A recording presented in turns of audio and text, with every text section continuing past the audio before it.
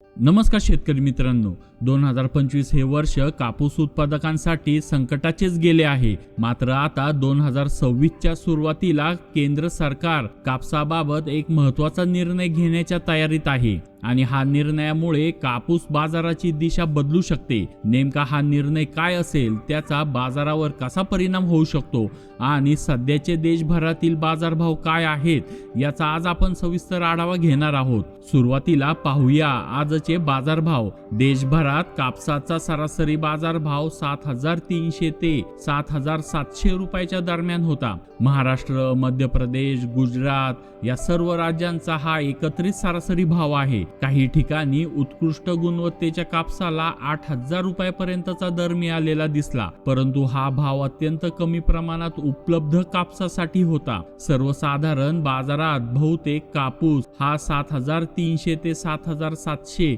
या पट्ट्यामध्येच विकला गेला. आता आपण येऊया मुख्य मुद्द्याकडे.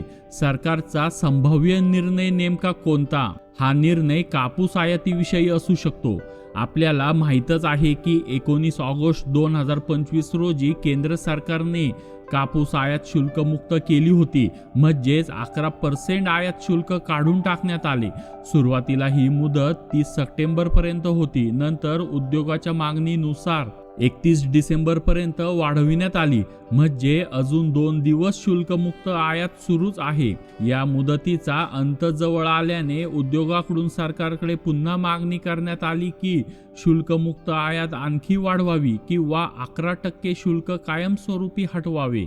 जसं तुरीच्या आयातीमध्ये आहे तसंच कॉटन असोसिएशन ऑफ इंडिया तसेच तमिळनाडू स्पिनिंग मिल असोसिएशनने मोठ्या प्रमाणात मागणी केली होती की देशातील कच्च्या कापसापेक्षा कमी दरात उपलब्ध असणारा आयातीचा कापूस उद्योगांना परवडतो, त्यामुळे आयात शुल्क पूर्णपणे रद्द करावे. आता इथेच महत्त्वाचा मुद्दा म्हणजे सरकार उद्योगाची मागणी मान्य करणार का?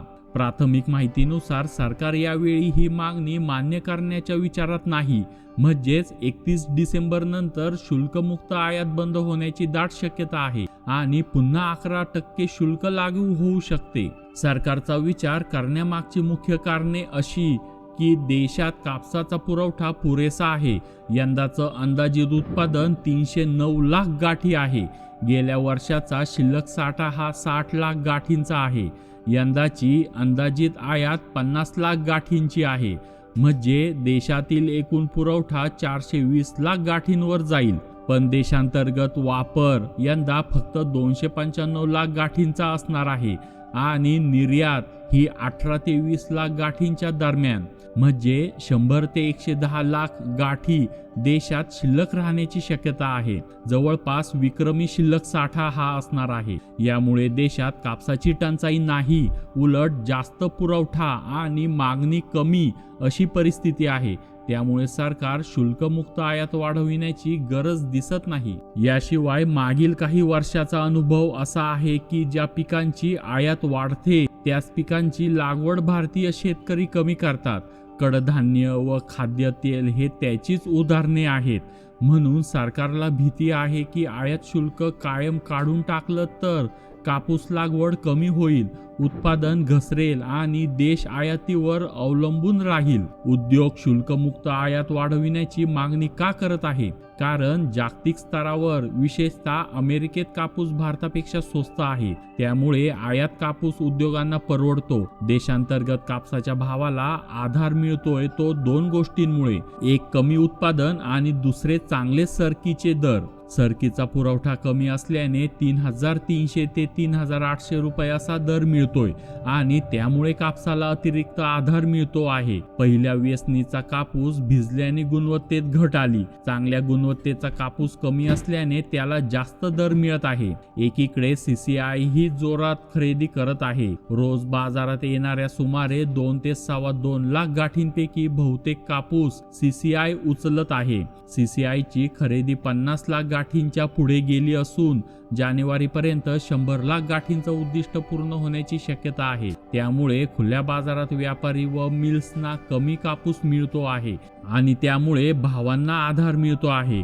सध्या बहुतांश बाजारामध्ये कापूस हा 7,500 ते 7,700 तर काही ठिकाणी 7,800 आणि काही निवडक ठिकाणी 7,900 ते 8,000 रुपयापर्यंतही पोहोचला आहे. आता सरकार शुल्कमुक्त आयात वाढवत नाही ही शक्यता अधिक बळकावल्याने कापसाच्या दराला आणखी आधार मिळू शकतो. पुढील 1 ते 2 आठवड्यात कापूस हा 100 ते 200 रुपयांनी वर जाताना दिसू शकतो. सरकारचं नोटिफिकेशन अजून आलेलं नाही. उद्यापर्यंत स्पष्ट होईल की 31 डिसेंबर नंतर काय बदल होणार. 1 जानेवारीला आपण पुन्हा कापूस बाजाराचा आढावा घेऊ आणि सरकारच्या निर्णयानुसार बाजाराची नवीन दिशा काय असेल ते स्पष्ट करून सांगू. त्यासाठी आत्ताच या चॅनलला सबस्क्राईब करा आणि बेल आयकॉन क्लिक करा. धन्यवाद.